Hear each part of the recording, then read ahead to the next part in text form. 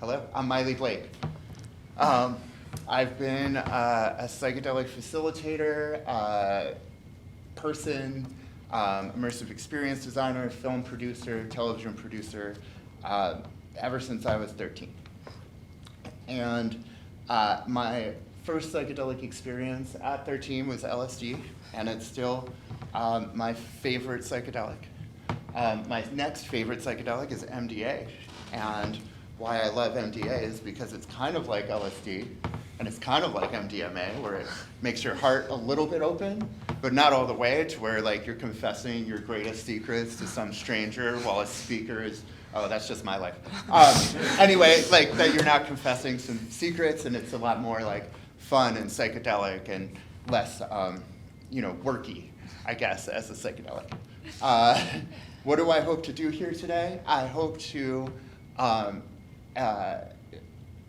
share really good information, different perspectives, take an honest look at how this stuff appears in all of our lives, how psychedelics are now hitting our collective consciousness and what might happen out of that, and also how to communicate about psychedelics and the experiences we're having with people we care about, and whether regardless of whether they take that on or not, the positive aspects of how this work has affected our lives. It can be really hard to be like, oh, I'm doing a new therapy, and then, oh, what are you doing?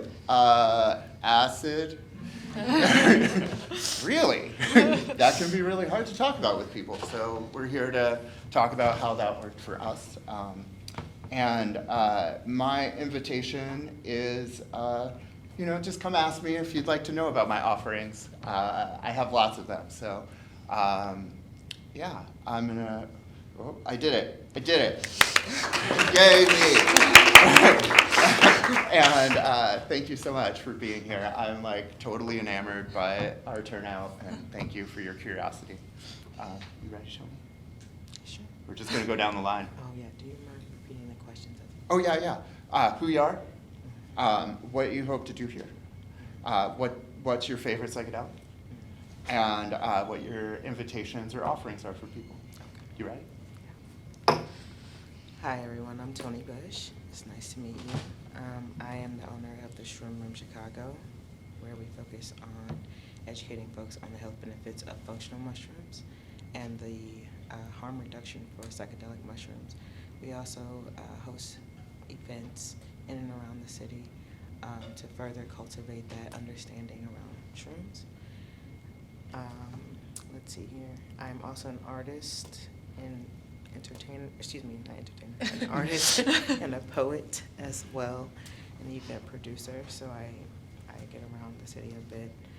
I'm sorry, I'm struggling so much to remember the questions. Oh yeah, what do you hope to do here?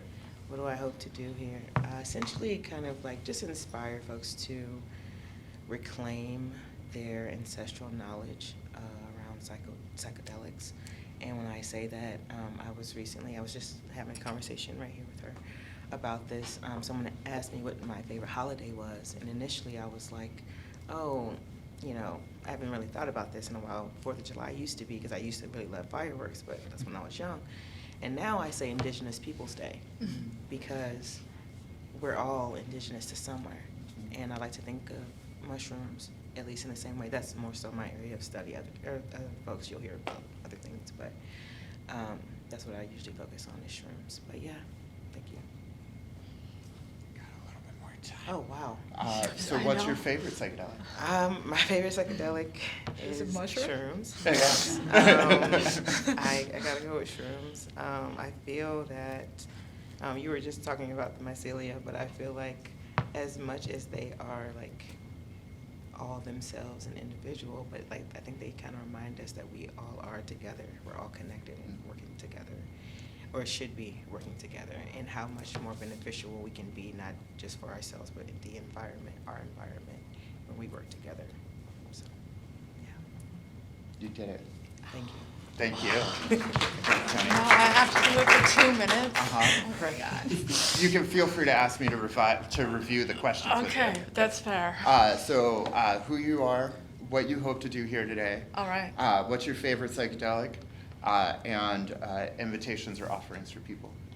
Okay, so I'm Nair Mason. The second question was, so my psychedelic lineage, my dad bopped around in the 60s with Ram Dass. I'm also Filipino from a shamanistic and indigenous line. And so, though I didn't do psychedelics until I was 30 because I wanted to be a lawyer and it was a felony, so I didn't do it.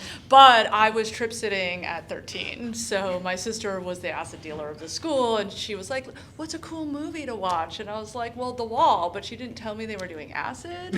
So I get this call in the middle of the night and she's like, what was this movie? And I was like, well, what are you doing? And she was like, acid. And I was like, well, you didn't tell me you were doing acid. I would have said Yellow Submarine. Like, there are many other choices. Why didn't you just talk to me? So, psychedelic education has been like part of my thing for a really long time. I brought over both Yellow Submarine and a bunch of strawberry shortcakes and saved the party and hung out with the kids and had to integrate their wall of What do you hope to do experience. here today?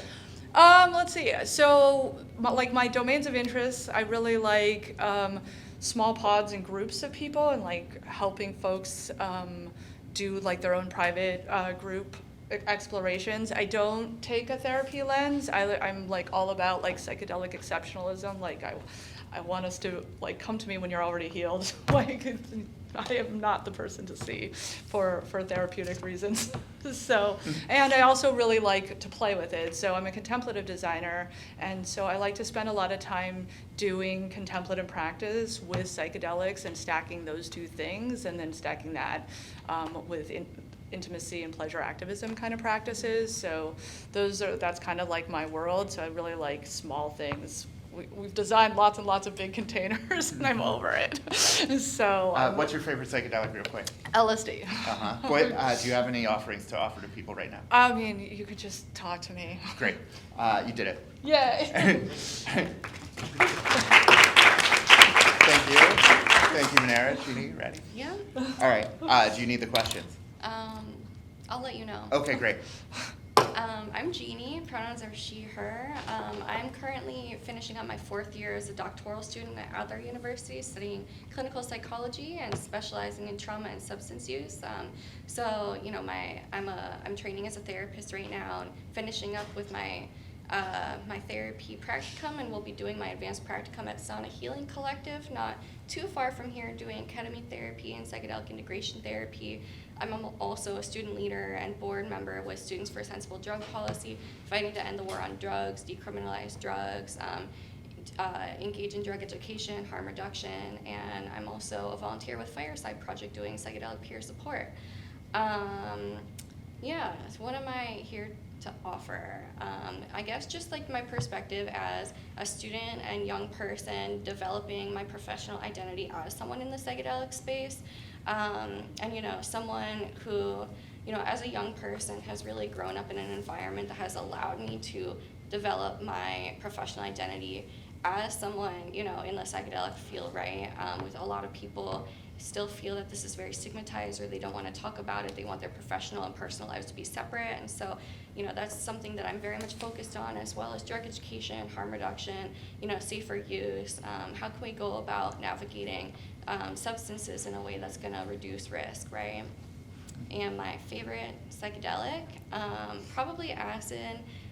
It's a tough one for me, but I think it's helped me make a lot of really important life decisions and come to a lot of really great insights about myself over the years. And what was the last one? Do you have any offerings? invitations for people or offerings directly? If you're looking to get more involved in SSDP, you can come reach out to me. Great. You have a little bit more time. Just a few more sands in the hourglass.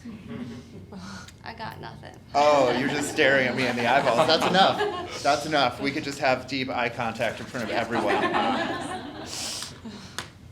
Done. Thank you. Thanks, Jeannie. All right, Joe, you ready? Yeah. Great. Hey everybody, I'm Jojo. First of all, I love your mushroom shirt. Thanks for wearing that. What am I here to sort of invite? I'm a traditional therapist here in Chicago at Humboldt Park Counseling. And I also run an individual psychotherapy practice called Therapy with Joe, where I do integrate like psychedelic integration therapy here in the state of Illinois and also in Colorado. And I also help out with some psychedelic retreats in northwest of Denver on a quarterly-ish basis right now.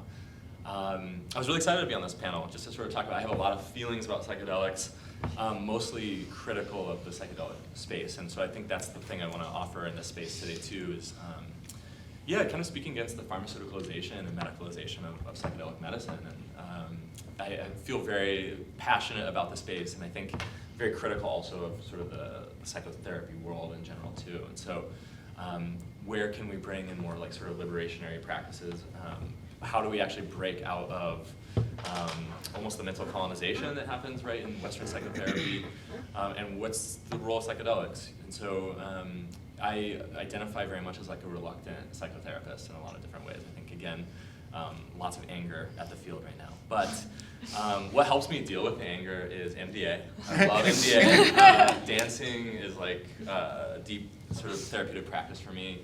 MDA is great too, as Miley was mentioning too. It has this very like expansive, connective, LSD sort of effect too, while also being super high energy. As a person who like is very stuck in their head all the time, it's a really, really great way to actually like feel the body, see where things are landing in the feet. And with that, I also love 2CB, also really, really great for some of that body movement. I offer sort of psychedelic integration on a fairly underground basis, so if you want to chat about it at any point too, come and talk to me in person. I also have an Instagram account that I don't talk about stuff on, so nice to be here. Thanks. Thanks, Joe.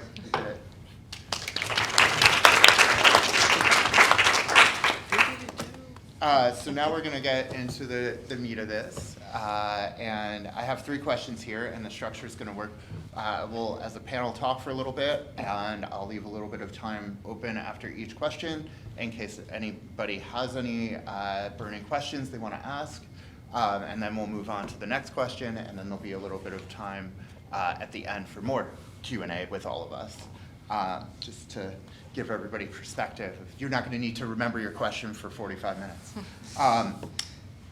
Okay, so how we'll do this is I'm just going to say the first question, and whoever has the first burning thing on their tongue, just jump in, and then we'll kind of round robin and make sure we all get a chance to talk if there's something to say.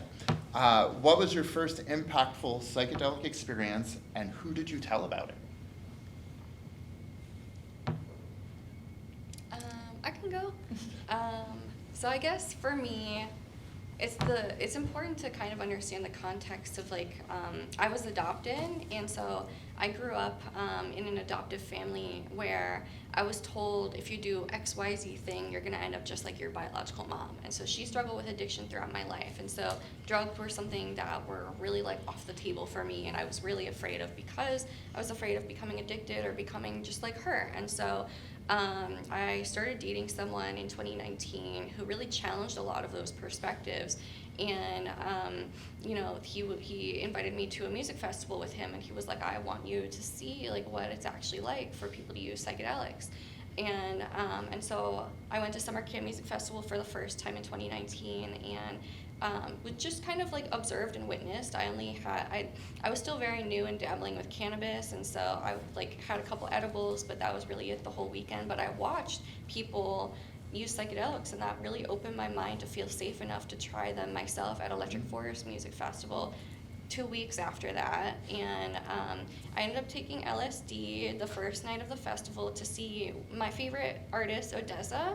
And it was very magical. Even just thinking about it like gives me the chills right now. I was also going through a very hard time in my life. That person, despite the fact of opening me up to psychedelics, was quite abusive, and so I was like navigating an abusive relationship, and that really allowed me to feel connection and community in a way that I hadn't really felt in a long time. And it also opened my mind to the idea that I might want to actually do like psychedelic therapy as a therapist in the future. Yeah. Some of the themes that I heard in there were like how there's like a common community stigma, and how you really felt the community that you were in come together and be open and super connective within these states, which for me would also, and my group psychedelic experiences was something that affected me too, of like how, oh wow, we're all here together in this, and feeling each other, and feeling our bodies, and feeling the ground, and feeling this communal beat, and all of those things can really be healing. Anybody else, what their first psychedelics experience was? So I'll add a little context too. I grew up in rural Iowa, and two very, very hippie parents who somehow ended up out there. And part of my, like, the first psychedelic experience for me is like actually so deeply related to my queer experiencing of life. And I found out my dad is trans when I was 13, and it was really hard for me growing up in rural Iowa accepting this. And I actually really didn't have a relationship with my dad for about 5 or 6 years until I did mushrooms for the first time in 2010.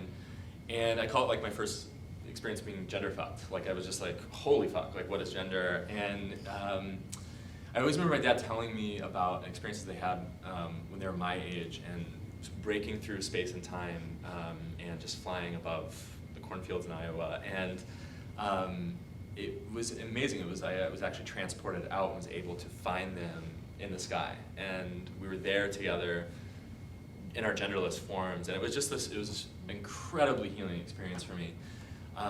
And came back, I had a relative who passed away, and saw my dad a week later. And it was my first returning to and talking to them, and I told them about it. And of course they were like, oh yeah, I remember seeing you. And this was, again, 40 years before, like a long time before, which really completely fucked me up a little bit. That was amazing. But yeah, for me that first experience is so deeply, I just remember it really allowing me just to finally be and to finally accept. And it was, it was one of the most powerful experiences of my life, definitely. Yeah. Thanks, Joe. I hear the continuing theme of opening connectedness.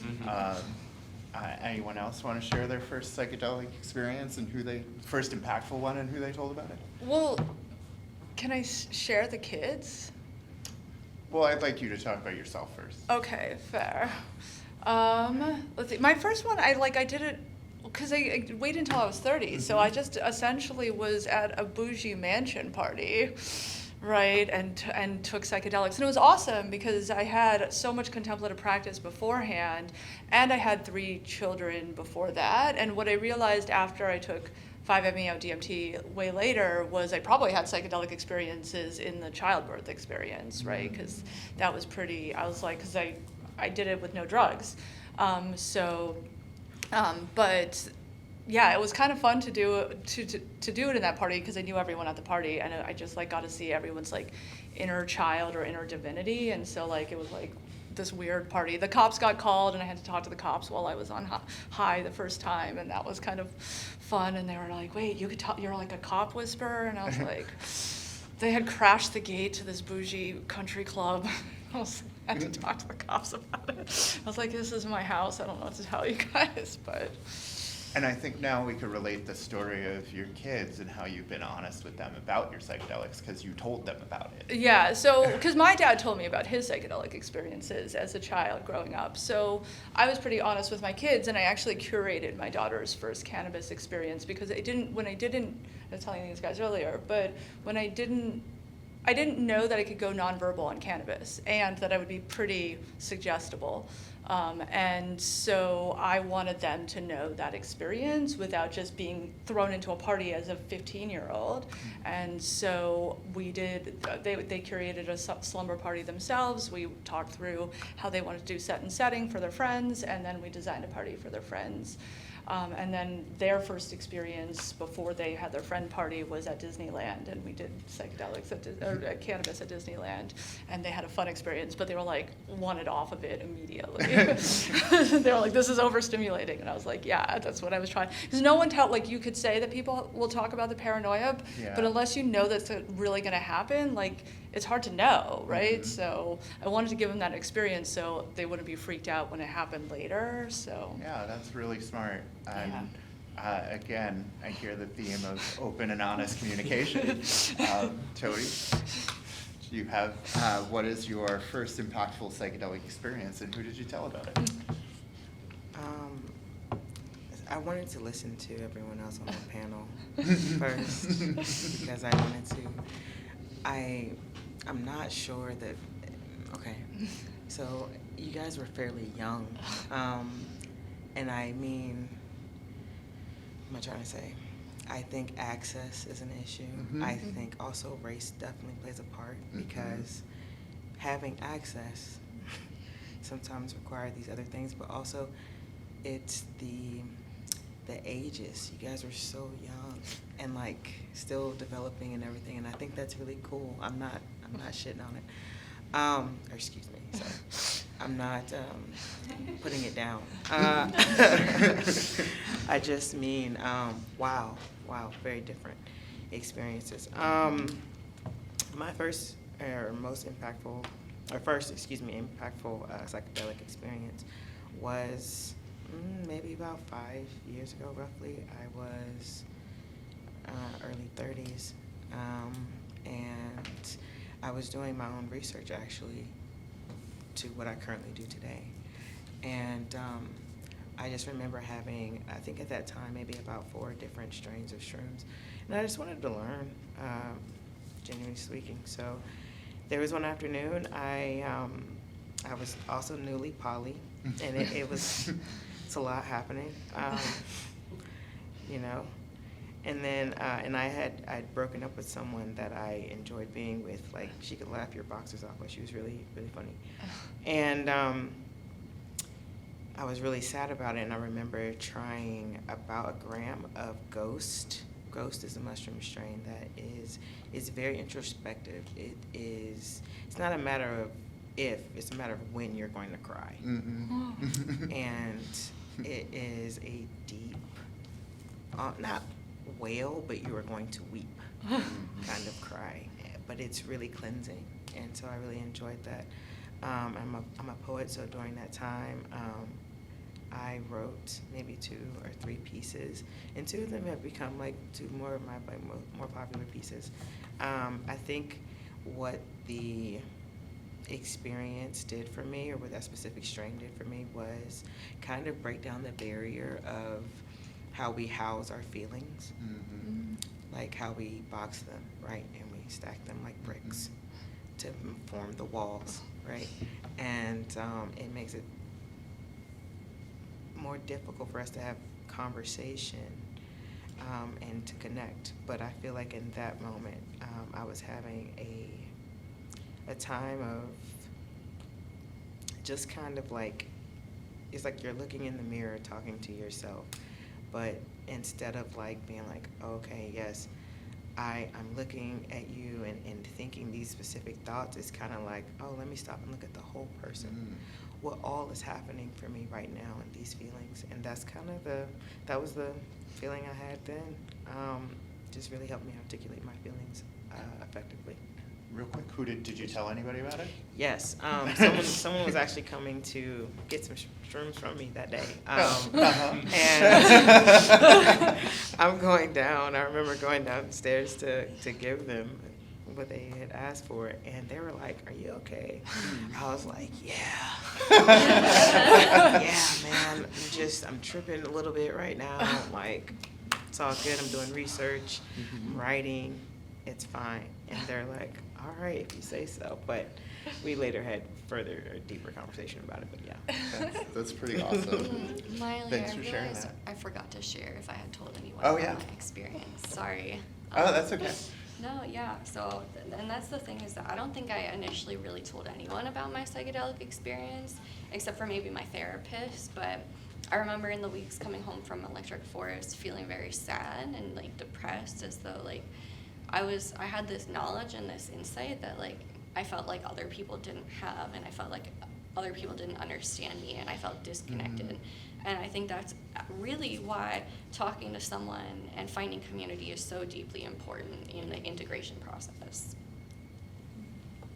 Yeah, as like a reverse of that pendulum swing of like, oh, being opened up to all this new stuff and information and ways of seeing the world for yourself, and then pendulum swinging back to, but no one understands it, you know, really helping to move that pendulum swing. I'll just does anybody have any burning questions before we move on to the next little section?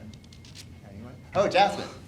How is this panel topic chosen? This panel topic was chosen because, the first Psychedelic Society meeting was on this topic. Back in 2014, I think, someone named Daniel Jabor and Irina Alex out of San Francisco and SSDP decided to start talking about coming out of the psychedelic closet as a concept. And Daniel, before he died, did one big meeting at the first Global Psychedelic Society conference. And then sadly, Daniel passed away. But this has been a consistent psychedelic society topic. And since we are a new psychedelic community, we decided to start at the beginning, where they started. And we're to honor Daniel, part of the chair that for those who are no longer here. Yeah, thanks, Jasmine. That's why we chose this topic today. Thanks all for being here again.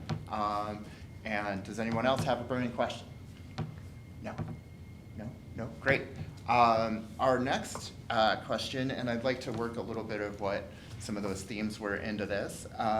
Who are you out to about your psychedelic use? Why? Who aren't you out to, and why?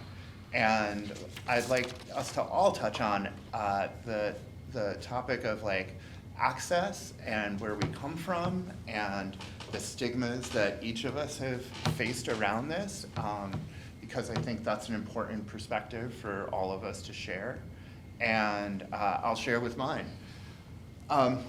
I was very, I've always been very lucky. And my first psychedelic experience was given to me by somebody who was a few grades older than me. I was in middle school. And going through DARE and an anti-drug program as an elementary school kid, it really just was like, oh, well, I just need to stay away from trains and windows, and this should be fine. And so I didn't even think twice about the experience or getting in trouble or anything like that. And I grew up in two different places, the Deep Brooklyn projects in New York City and Florida. And in Florida, there's a lot of stigma around other stuff, but not if you are white. And I'm gonna just say that. You could get away with a lot if you're white. And I did until I didn't. And I ended up in rehab as a teenager for cocaine. And lost my way for a bit. And then in college, I came around psychedelics again and found myself in trouble for MDMA.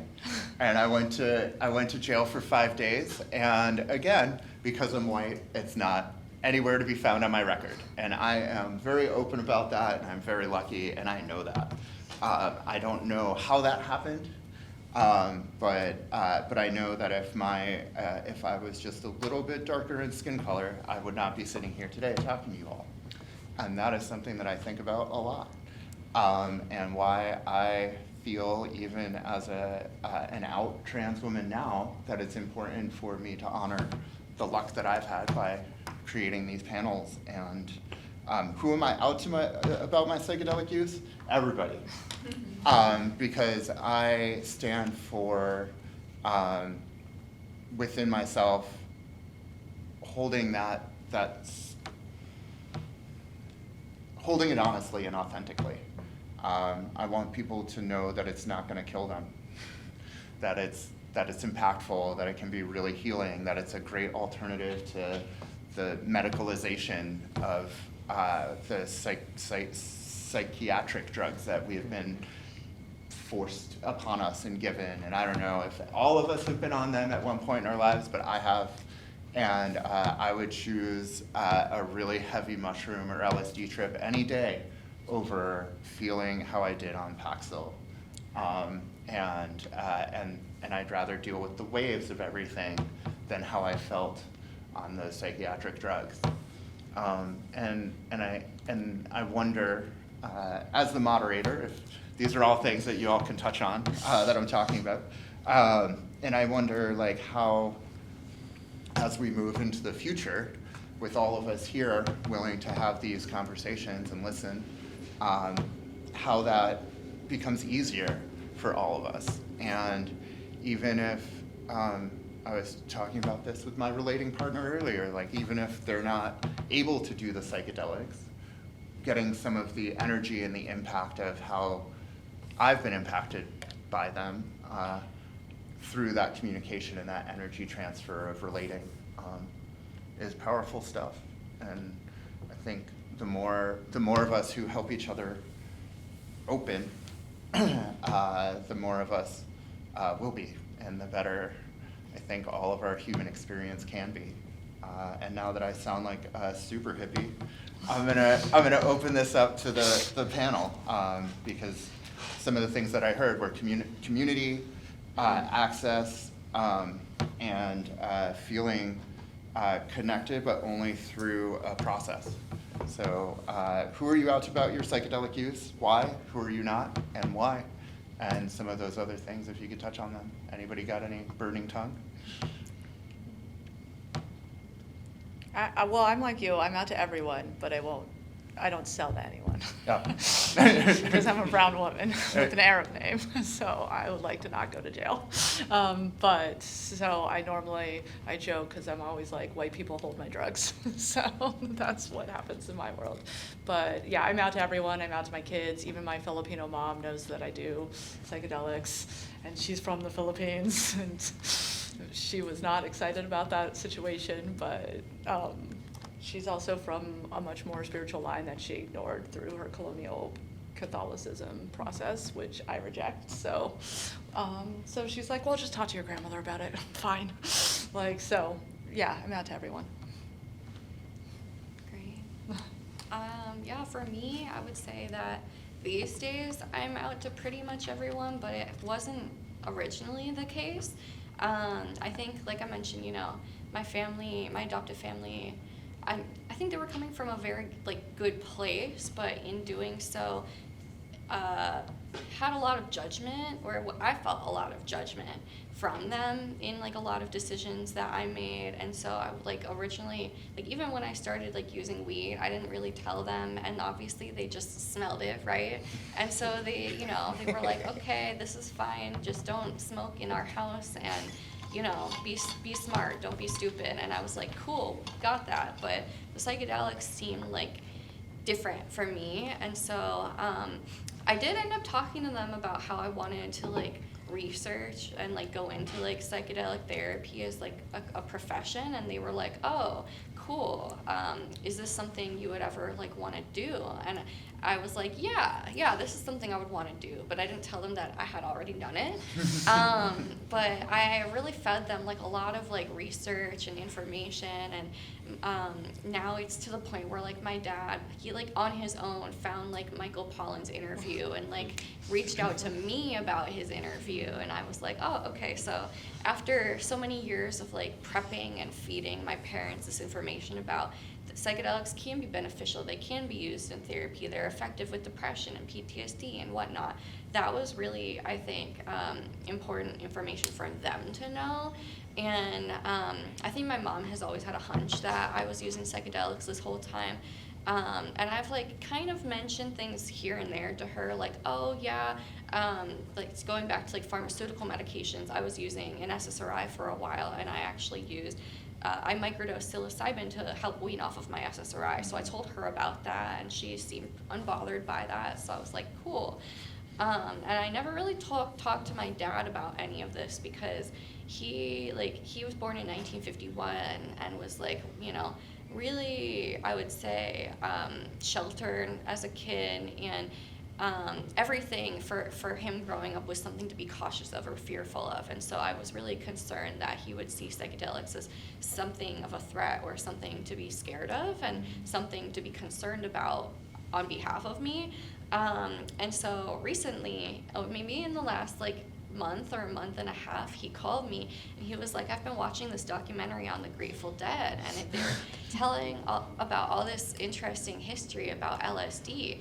And he was like, it made me think, like, have you tried LSD? So I had a conversation with him on the phone, and I told him, yes, I've tried LSD. And he was asking me about it. He was like, what is it like? And so I got to tell him, about how LSD is like, I've had some of the happiest experiences of my whole life on LSD, and I use it when I go to music events. And I told him, I feel like it really helps me balance like the nuance in life of like the dark and the light and the challenging and the beautiful, right? And being able to kind of like have that really has been meaningful for me in using LSD. And so he was like, wow, like that's really cool, and just so you know, I'm not judging you, and I appreciate you telling me that. And so that was really, really nice to hear. So that was really like the only time I've like overtly told a family member. Oh, and then he was like, oh yeah, can I tell mom?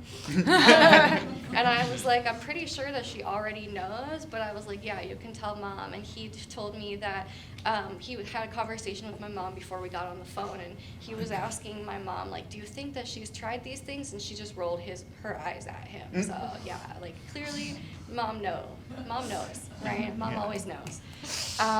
But even like my grandma, I remember she lives in Arizona, and my sister and I called her when we were gonna go to visit, and we were like, can we bring weed to your house? And she was like, honey, you can bring whatever drug you want to my house.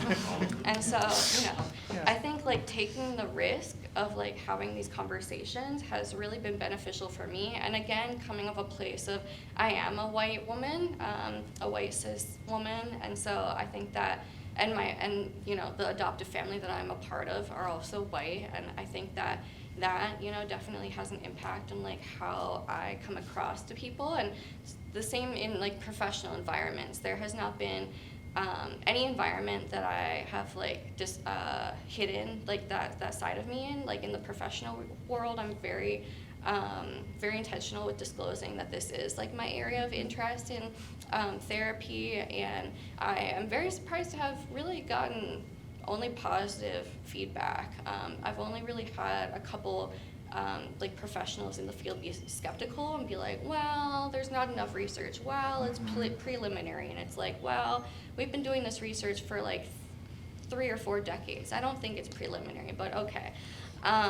But yeah, and again, I think it has a lot to do with like the way that I go about it, starting with like the data, and like, a lot of people in the professional field really like the data, but then also my personal story, and how it has impacted me. And, I will write in like my personal reflections or personal papers about my psychedelic use. And I think that's been really helpful for me in, my professional development. And I'm doing my dissertation on ketamine therapy for PTSD. And so, a lot of these things, it's really important to like identify myself as someone with lived experience. And same with like the Fireside Project peer support that I do, that work is meaningful because I'm able to disclose my lived experience. Yeah, thanks Jeannie. Yeah, disclosure is a very interesting word when it comes to our experiences and psychedelics, and how we tell people, and what's important and what's not important to tell people. And how sometimes the people closest to us kind of already know. Anyone else want to jump in on this topic? Tony? Joe? Go ahead. Okay. Yep. Yeah, so much to freaking say here. I think I'm open with everybody except for my doctors and the Illinois and Colorado State Regulatory Affairs for social work and therapy. But I'm also negotiating that. Like, what does that mean? I think on the topic of like privilege in this space, first of all, I'm like just so happy that I'm the only white dude on this panel. Like honestly, because I think the psychedelic space is so fucking white and like cis and so much to say on that space. But before doing psychedelic or therapeutic work, I was doing a lot of harm reduction and specifically addressing the opioid epidemic. And it opened my eyes to just the like different parallel systems of care for people. Black men specifically were actually like avoided the great death of our first wave of the opioid epidemic specifically because they weren't prescribed opioids, you know? Like it's not a good thing, right? But it's also like people are having to fucking take care of themselves out here, you know? And I think that like opened my eyes into like, holy shit, like why are most of the therapists who are talking about this white, you know? Like what is the access to this type of care? What is the access to like talking about, yes, let us pharmaceuticalize these medicines, let us make as much money as we possibly can, rather than more of this like communal focus in actually supporting what we want to see in the world here. You know, I don't want to see more people making money off of these medicines, especially.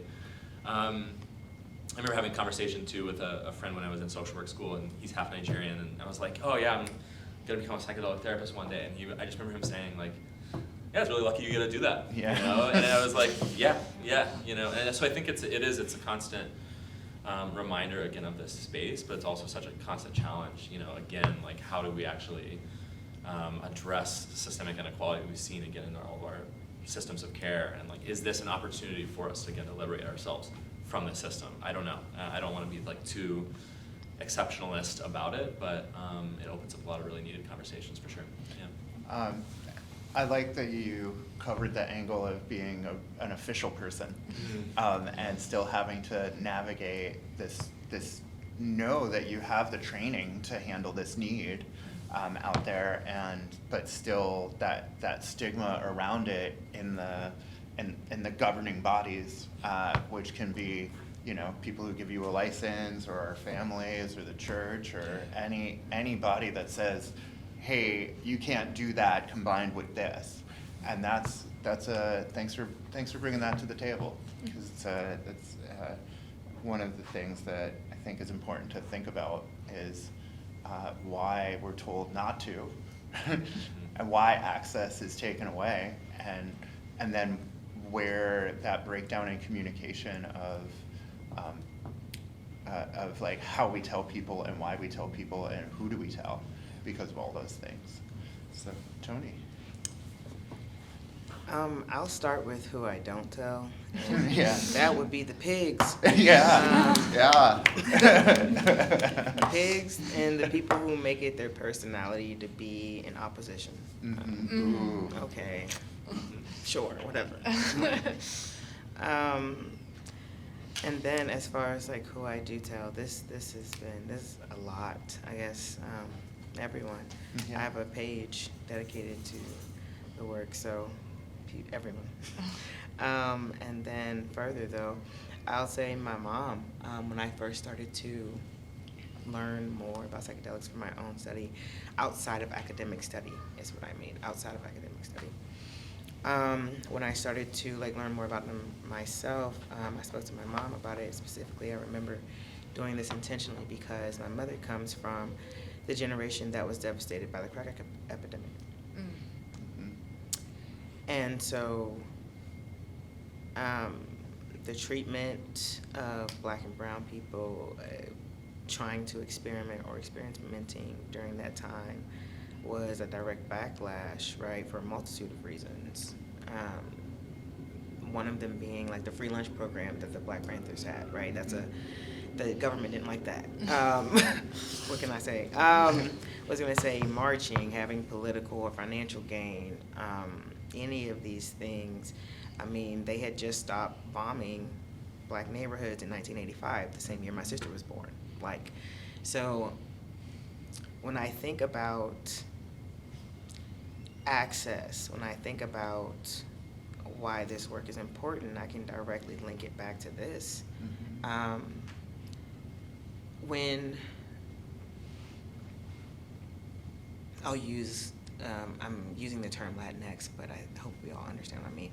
When Latinx folks were coming here to work in large numbers, this I think had to be in the 50s or even before then, suddenly there's a lot of outlawing of marijuana. No marijuana, can't do this. When Asian folks came over in great numbers, there's a lot of banning of like opium and those other drugs that were indigenous to their spaces. But for Black people, they created something and then sprinkled it like lemon pepper in our neighborhoods. Yep. Devastated it. Devastating. And it's really a miracle that I'm here. at the height of the crack era, I was born. You know what I mean? And so when you think about and consider just what people had to endure just to try something. Like, think about it. Some people, they tried a drug one time. They smoked a joint one time in prison. And we're talking about sorority parties. We're talking about keggers. Like, I'm sorry, I'm trying to contain myself. But I just mean, it's just so drastically different. Anyhow, also from that, you have stemming the fear that the Black community faces with and around drugs because it was manufactured. Walk with me.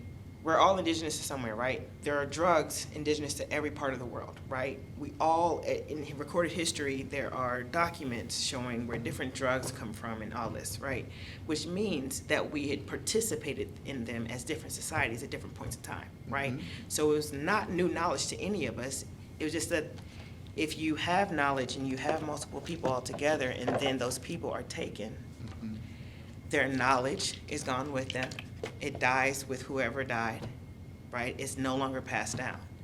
So then you have something new that comes into being and something new that is supposedly a therapy, right, for them, or a release or a freedom. Of course people are gonna run to it. They're gonna flee to it. They're suffering, and they're still suffering. You mentioned the opioid epidemic. I was working in and with pharmacies at that time, learning so much about drugs because you know how you get the, they have all the apps and stuff where you have to learn the drugs before they even come out. Before they even hit the market, you're learning so much about these new drugs and whatnot are coming through. And I just remember thinking there has to be a better way. Mm-hmm. Because I worked on that side of it, and then later worked for Johns Hopkins doing the insurance side of it too, as far as pharmaceuticals are concerned. And in that, you learn so much about how much they're robbing us blind. Mm-hmm. Like for therapy, for a drug that is available freely in the world somewhere, mm-hmm. right? And that makes it even harder.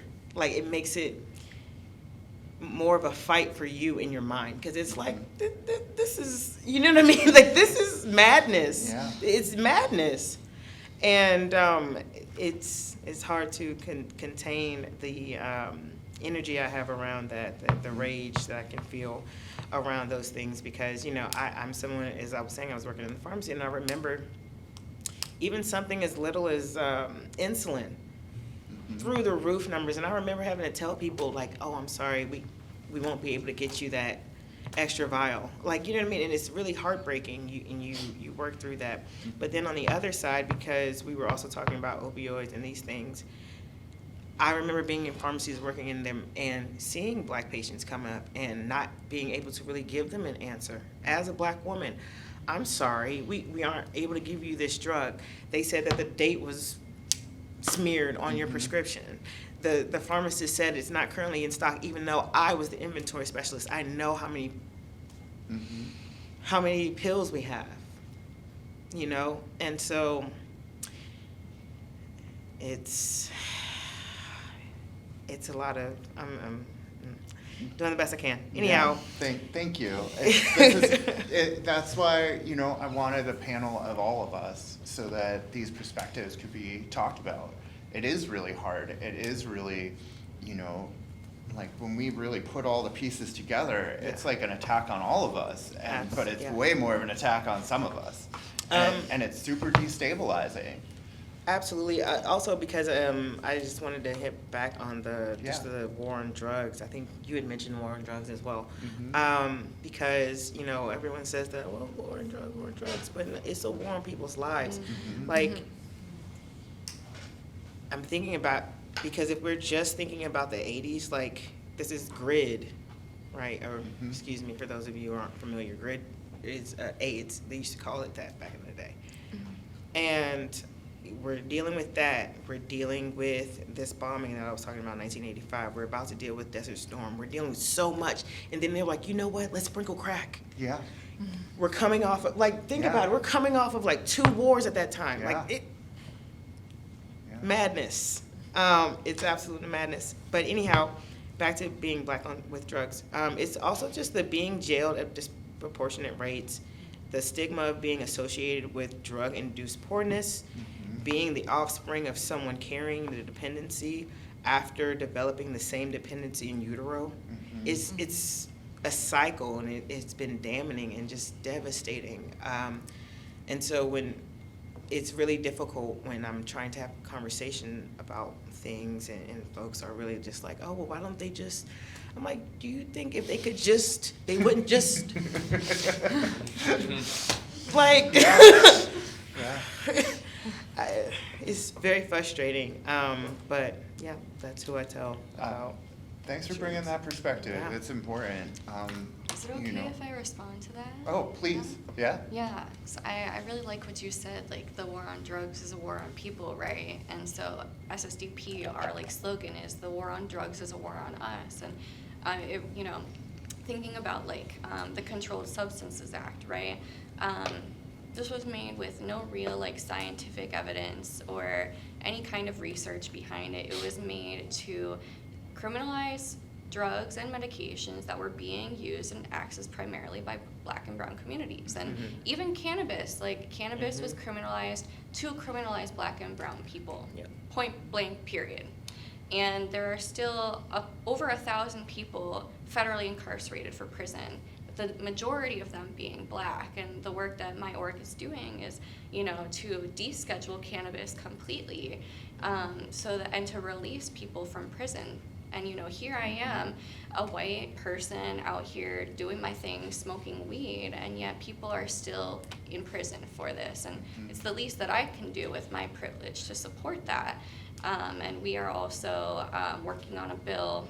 I'm forgetting the name of it. The bill was just announced, like literally yesterday, but it would change the Controlled Substances Act so that the drugs would have to be scheduled based on evidence-based information and research, which is a huge, huge change that would help a lot of people. Thanks for getting that in there. I'm going to shift. Does anybody have any burning questions? Anyone? Okay, great. I'm going to shift to a little bit more of a slightly more positive angle of how has being open with folks about your psychedelic use impacted your and their lives for the positive. Like, and Tony, I'd like you to go first this time. You know, it's impacted in some really interesting positive ways, I'll say, because let me explain a little bit. A few years back, as I was starting to learn, I had started to I wanted to share this knowledge, right, or share the experience of shrooms. And at the time, I was vending other things, right, at parties for folks, what they needed. And I was like, you know, this would be cool to do shrooms as well. I was like, but I want people to have all of the knowledge before they do this so that they're not freaking out, you know what I mean? And because that's usually what I would hear. So as I would be vending, people are like, oh, you know, my cousin did this one time and he got lost in Arizona. I don't know. Like, you know, they come with these ridiculous stories. Actually, I really enjoy Arizona in February specifically. But anyhow, and they would have all these really funny things that they were saying and bringing to me. And I was like, you know, the people just need to know. Like, they just need the information. Like, at the end of the day, that's what's happening here. And so I kind of dedicated energy to that. And the positive impact, I guess, is like, people are like, you that shroom person. Yeah, no, I saw you at such and such. And I'm like, yes, how can I help you? You know what I mean? We go into that, and so I don't mind. My partner's always like, be careful, baby. You know what I mean? And I'm like, you're absolutely right. I could go to jail tomorrow. Not that I want to. I want to be 100% clear. Yeah. Let's all stay on the same wavelength, right? I was going to say, not that I want to or want to engage in anything in that way. But for me, it's about the people getting the knowledge and having that and returning to their own practice, whatever. And when I say return, I was speaking to someone else earlier, I was saying reclaiming, right? We're reclaiming, right? Because it doesn't belong to anybody. Like a lot of times these spaces are majority white. You were talking about the Psychedelic Society or Council, and we had done a meeting, and I think at a different library, and I remember, guys, they showed, was it the U.S.? Was it just the U.S. or was it global? No, it was global. It was global. It was global. Okay, so they showed us maybe 20 rooms. In those 20 rooms, We were the 3 only people ones. were black. Yeah. And 2 of them were my own reflection. And I was like, wow, this is why I need to be here. Because sometimes you're like, why am I here? And you're like, right, that's why I'm here. That's it. And so, it's been positive and impactful in that way. And I've enjoyed it. Thank you. Yeah, thanks, Tony. Thanks for going first this time. No problem. What was the question? How has being open about your psychedelic use affected you and those around you positively? Well, one of the things that my kids did after their fun cannabis experience was they built a trip room under the stairs of our house. And so like we had furball blocks and all these things. So they painted them in neons and created a cuddle space and did the whole thing. So for a hot minute, like the 4 years they were in high school, there would be like a random kid who would like knock on the door, and I didn't live there at the time. So my partner who didn't do psychedelics but loved his daughters, and were okay with this, and they had gone through harm reduction training, and before Fireside there was Whitebird, and they had gone through my own training with them, and so, but kids would show up, and because they didn't want to trip at home, right? Like because they were freaking out and didn't know what to do or where else to go, and it was a huge thing. And one of the hardest things is like having that parental moment, or sometimes even in the therapeutics where you have folks getting Baker acted during a psychedelic trip by their therapist. It is not fun to be yelled at by an authority figure while you're on psychedelics. It's not fun at all. When I worked for Meow Wolf, I had the same issue because they used a security protocol that was for Vegas, which is about 86ing people who are problematic. But you can't say that you're building like a psychedelic funhouse and then 86 people, right? Like, so that part of harm reduction isn't really there yet to make spaces safe. But like, lots of kids came through our spot and were able to like come off of psychedelics and then go home to their parents without having had this like traumatic experience. So, and we would just say, hey, they just crashed out and needed to spend the night at our house, and we'll get them back to you in the morning after breakfast, right? So, and we would send them on their way. Yeah, that's a good answer. Way to be a good parent. Way to be better than my parents, for sure. Right. Jeannie, Joe. Yeah, I feel like there's been so many benefits to being open about like my psychedelic use. I think you had mentioned, people call you like the shroom person or the shroom lady. Like, well, I get called the drug lady. So, but it's really interesting. I really appreciate being a source of safety for people, in that they can come and talk to me and ask me questions and not feel like they're going to be judged or feel like they're going to get in trouble. I've had friends talk to me about like, I tried ketamine for the first time this weekend and I mixed it with alcohol and I threw up, and it's like, okay, yeah, let's talk about why that happened, right? And this is something that I'm not super like, people will come up and ask me like, where can I find psychedelics? Please don't do that. I'm very happy that I feel like a safe enough person that people feel like they can reach out to me for that. However, that does happen a lot because I do these talks and identify myself as someone who uses psychedelics. I will kindly point you in a direction, but not the direction of any of my sources. I think it's really interesting. My sister and I also have used psychedelics together, and sometimes she'll chat with me and ask me questions. My friend is thinking of doing this tonight. Do you have any tips? My friend mentioned this weird research chemical that I've never heard of before. Can you give me information on this? And I really appreciate that opportunity to be that person for someone, because I really had to do all of my own research myself, and that's okay, but it's really hard to know the right places to look and what's good information and not good information, and that took a really long time for me to identify myself. Another thing that's been really cool is just the opportunity to be able to provide peer support. When I go to festivals, I've done both like formal and informal like psychedelic peer support. I've definitely had instances at my own camps where people have had like mental health crises or other things have come up where they need someone like myself to support. And then like the psychedelic peer support hotline through Fireside has just been a really cool opportunity. Just the other day I was texting with someone for 3 hours who intended to take a microdose of mushrooms and then took over 1.5 grams of mushrooms.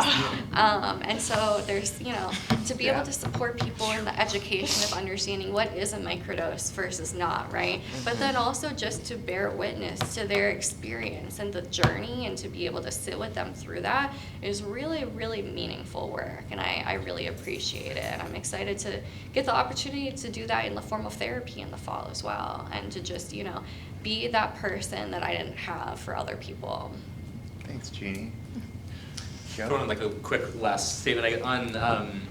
So like 3 weeks ago, I was at Movement Techno Festival, and I did visit, because of a combination of acid and MD, I did visit the gates of hell, and I feel very lucky to be here in this moment now. But it was something I could actually like open up and talk to with clients, and not keep them stuck in the room with me as I tell my truth. But it was an opportunity to really just talk about hard experiences and the ways that we again can sort of find value when we're looking away at what has the impact on this been for me.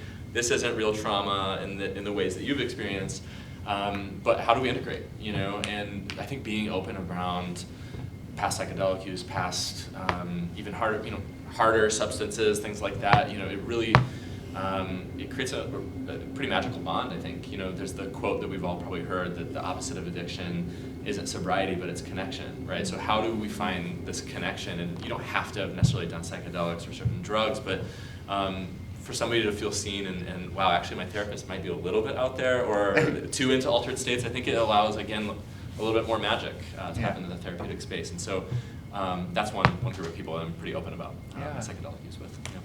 Thanks, Joe. We're out of time, so I'm gonna close the panel. Thank you, Manera, Jeannie, and Joe. Thank you for being here. Thanks for doing this with us today. If anybody would like to talk to any of us, we'll be here for a few minutes. Jasmine's in the back. We have a sign-up sheet for more of our psychedelic events, community events. And our next talk will be, did we say September-ish? Yeah, you'll know, but sometime in September, and it's going to be on the science and spirituality of psychedelic visions. So we'll be going a couple steps deeper into, with neuroscientists and spirituality experts, and having everyone talk and debate what is out there. So that's going to be really fun and probably really heady. So please come. And for now, thank you all for being here. Thanks for letting me go over time a little bit and joining us. Give yourselves a big round of applause for trying something new today. Come and hang out. If anybody needs a water, take one on your way out. And Jasmine, do you have anything? There's stickers too. Great. Oh, there's stickers. Thanks, Manera. Not me, cool. Jasmine. It's nice to see everybody's face. Enjoy the rest of your